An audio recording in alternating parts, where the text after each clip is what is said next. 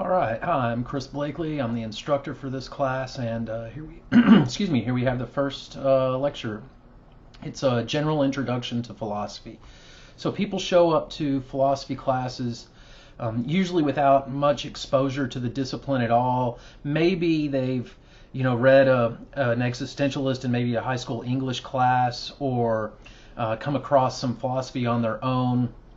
But usually, folks come to a philosophy class just without any formal exposure to the discipline. And so what I want to do today is just give a little bit of an overview of academic philosophy primarily. That's what we're going to be studying in the class. So, what is philosophy? We would like a simple definition here, but unfortunately we're not going to get one. This term philosophy is used in many different ways. Some of which have to do with what we'll do in this course, some of which maybe not so much. One place to begin is just with the English term philosophy, which means love of wisdom. It comes from two Greek words, Sophia and Philia, that make up philosophy, the love of wisdom, right? Another way you might see the term philosophy being used is as an overall strategy, a first principle, or a mindset. I have a Google alert for philosophy, and most of the hits in that Google alert, have to do with like football, defensive and offensive coaching philosophies. Not exactly what we're going to be doing here, but you might hear that term philosophy being used in that way in business to reflect, someone's approach, a general mindset or approach to how they conduct business, or a strategy for their business.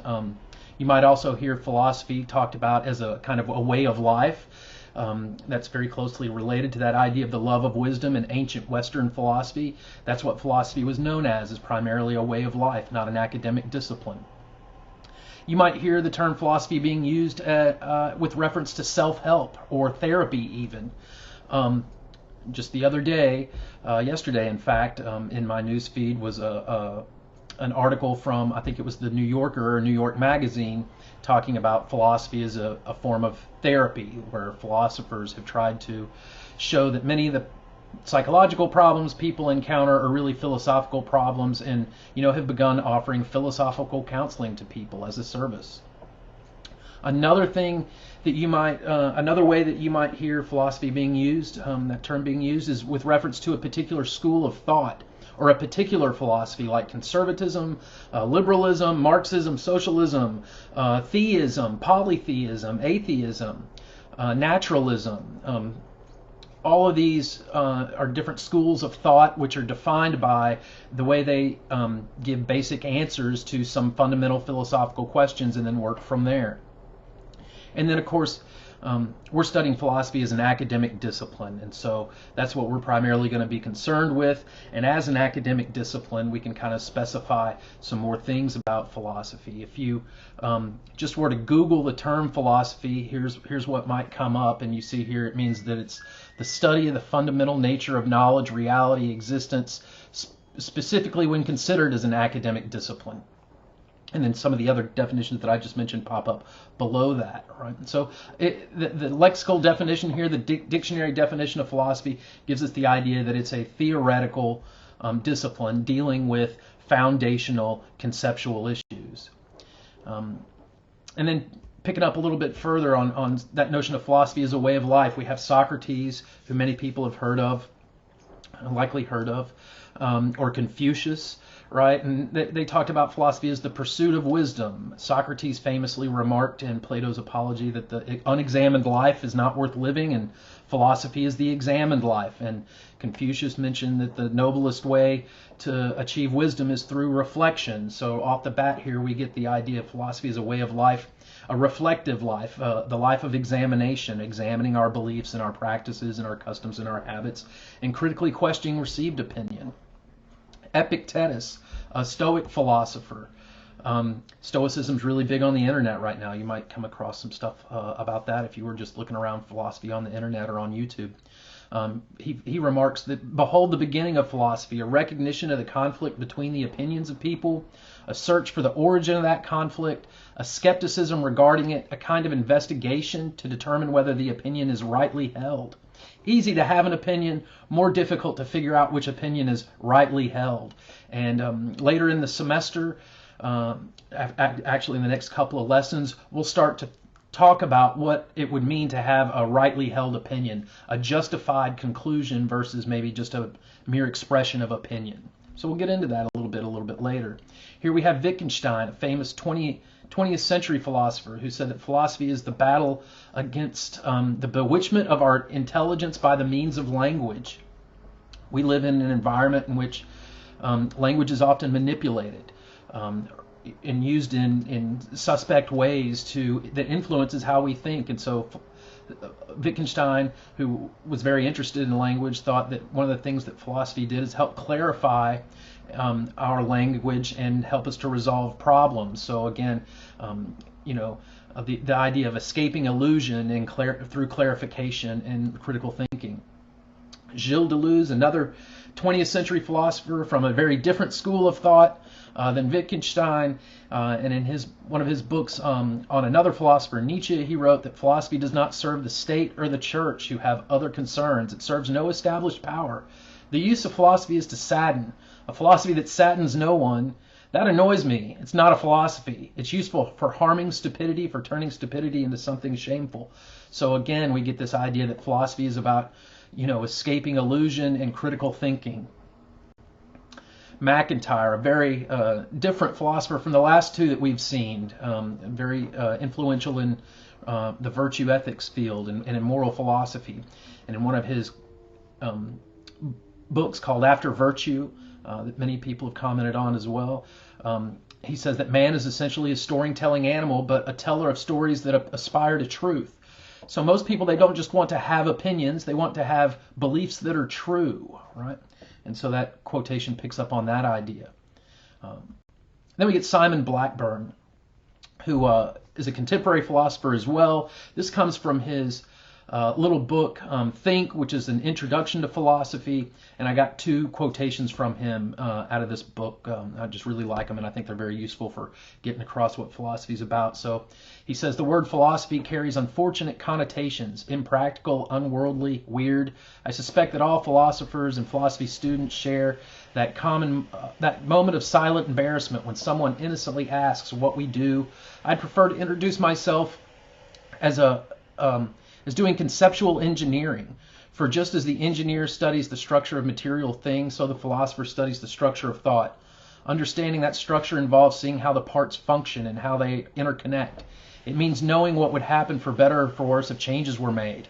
This is what we aim at when we investigate the structures of our thought that shape our view of the world. Concepts or ideas are the mental housing in which we live. So again, that notion of the examined life, critical thinking, and seeing the relationships between ideas. He follows that up with this. He says, we might wonder whether what we say is objectively true or merely the outcome of our own perspective or our own take on a situation. Thinking about this, we confront categories like knowledge, objectivity, truth. We may want to think about them, and at that point we're reflecting on concepts and procedures and beliefs that we normally just use. We're looking at the scaffolding of our thought and doing conceptual engineering. So it gets his line there gets across this idea that doing philosophy involves thinking about assumptions that we usually just take for granted. And then here's a textbook definition of philosophy. It comes from a textbook called Classic Questions in Contemporary Film. I've used this textbook for many years, and although I'm not using it right now, I often still assign a chapter out of it or some selections out of the introductory chapter there. And here we have kind of a more technical textbook definition of academic philosophy. And Klosowski writes, it's the intellectual activity of attempting to discern and remove contradictions among non-empirical reasoned beliefs that have universal importance with the resulting benefit of achieving a greater understanding of the world and our place within it. And then over here I have a little silly cartoon where philosophers are all agreeing about how important philosophy is, but arguing over the definition of philosophy. So while I like this textbook definition of philosophy, I think it captures a lot of what goes on in academic philosophy. It's not without its problems, and it's not unquestionable itself. Then I probably assigned a reading for you to do today. It might have had to do with pop culture. I like to use this article on flatulence in philosophy in South Park, and there are several key things that they pick up on in that article about the relationship between South Park at its best, at least, and what Socrates and what philosophy is like. So there were similarities between the two. Both are criticized for being useless or corrupting the youth. The article mentions Socrates' defense through rational argumentation of the charges against him, corrupting the youth, and impiety were two of those charges. It emphasized the idea that philosophy deals with conceptual questions and dialogue and discussion about those conceptual issues. And then it also mentions, Arendt's notion of thoughtlessness, and how that Cartman from South Park kind of exemplifies the kind of thoughtlessness that Arendt associated with what she called the banality of evil, and how Kyle and Stan are more like Socrates and more reflective. And so we get the idea from that article that philosophy and South Park are against thoughtlessness. Philosophy is against, as the examined life is against thoughtlessness in her special sense of the term there. And so some other common themes out of those quotations. We get this idea that philosophy is the pursuit of wisdom and the escape from falsehood, illusions, deception. It uses unaided human reason to try to accomplish that. It involves questioning received ideas, popular opinion, and it's against the uncritical acceptance of beliefs. The idea, again, from Blackburn, that everybody has philosophical beliefs, in that sense, in a special sense, that you probably couldn't get up in the morning if you didn't have some philosophical beliefs about the value of life and being motivated to do certain things, and the importance and significance you attach to them. And those beliefs probably influence, both who you think you are as a person, but often make claims that are not merely about you as a person. They make claims that aspire to, as MacIntyre said, aspire to truth or universality and objectivity. So it does emphasize, philosophical beliefs do have that component to them. They're universally significant, and they purport to be objective, and not merely matters of personal opinion. We also got the idea that philosophy involves independent, critical, reflective, methodological, and logical thinking. And again, we'll get do a little bit of work on some basic logic here at the beginning of the semester. And so, just to wrap up, we get this basic idea that there's a distinction between believing on the basis of good reasons and evidence versus believing on insufficient or bad reasoning. That's probably one of the most important distinctions in philosophy as an activity, as a way of life, and as an academic discipline. The subfields of academic philosophy are numerous, but there are a few basic ones. Logic, study of good and bad reasoning; epistemology, the study of the theory of knowledge. So that quote from Blackburn says we, may reflect upon our conceptions of knowledge. We all claim to know things, but what do we mean by knowledge exactly? How do we distinguish that from lucky guesses or mere opinion? Metaphysics deals with the nature of reality. So again, the way reality isn't just a matter of my personal preferences, right? And then it deals with values as well. Moral and political philosophy, questions like how ought I live, what ought I do, what's the ideal form of society, what is justice, what are the limits of freedom. All these sorts of things are wrapped up with our values about human conduct and how we relate to each other, as well as how we shape our own lives. And then aesthetic values, values and questions about the nature of beauty and aesthetic sensibilities and preferences in the realm of art and what we find pleasurable. And then you probably also maybe study a little bit of the history of philosophy, where you look at the past mistakes of philosophers so we don't repeat them. And then here I have a list of other subfields of academic philosophy, which usually intersect with some of those basic subfields on the left-hand side, but since there's such robust research going on in those areas, they kind of have their own further subfields, like the philosophy of mind, which is basically a subfield of metaphysics. Philosophy of religion deals with both epistemological, metaphysical, as well as ethical issues related to religion. Philosophy of science, how do we define science? How do we distinguish it in a principled way from non-science or pseudoscience? Just about any area of inquiry that raises conceptual issues that aren't examined by that discipline itself would count as a philosophy of that discipline. So a lot of it really is a broad spectrum of things. It's difficult to, if you're skeptical about philosophy and you think it doesn't have anything to do with you, I can guarantee you if I talk to you for long enough, I can find a philosophical belief that you think is very important to you and show you what philosophers have spent time thinking about, have said about that issue. And so here's an example of a typical philosophical debate that we see pop up in many areas of philosophy. Some of those basic subfields we just looked at.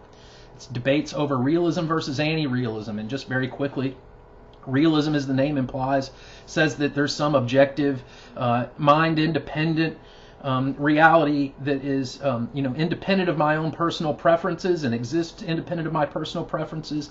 And anti-realism is, it's an invention. It's not a discovery. It's an invention or a construction, or it's something that we project onto the world. So we see that kind of debate pop up in epistemology, metaphysics, and in value fields. So the example question down at the bottom here is: are there any moral values or truths that are objective and universal, or are all moral values relative, subjective, or just social constructions or something like that, made up, invented again? It's a fundamental question in metaethics.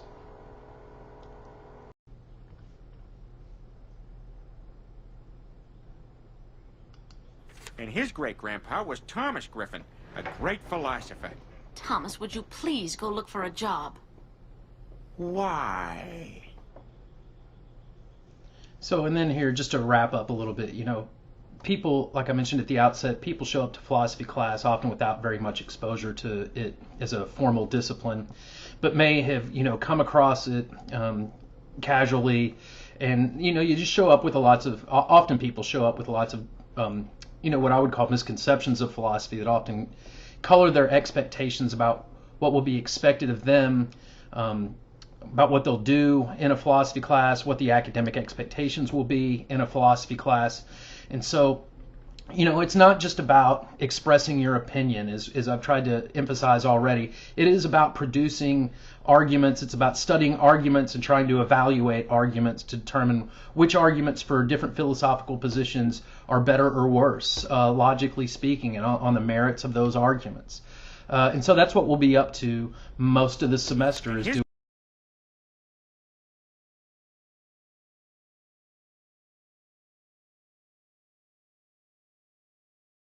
doing that sort of thing.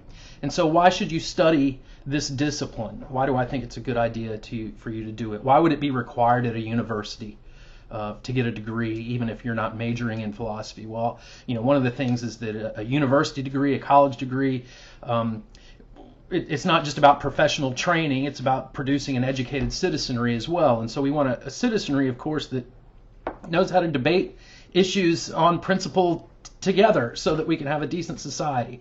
So one of the reasons why you ought to study philosophy is to learn about influential philosophical views, arguments, and ideas that are often relevant to public debate, public policy debate, for example, or important social matters.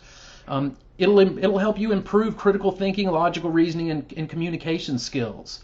I think one of the most practical things you get out of studying philosophy is like a little bit of logic goes a long way. A little bit of critical thinking goes a long way. It's a good major if you want to go to law school or some other graduate program where research, oral argumentation, and presentation, and being able to formulate and communicate ideas is important. Argumentation is central in philosophy. It's central in law as well. And it's a good major for learning how to out-argue your roommate. And so a little bit of just a little fun thing there at the end, but it's still true. So this, my goal here is just to provide you a little bit of an overview, a little brief introduction and overview into what we'll be doing this semester to try and give you an idea of how we'll be approaching the various topics that we cover over the semester. So this ends the first lecture here. Let me know if you have any questions. Take care.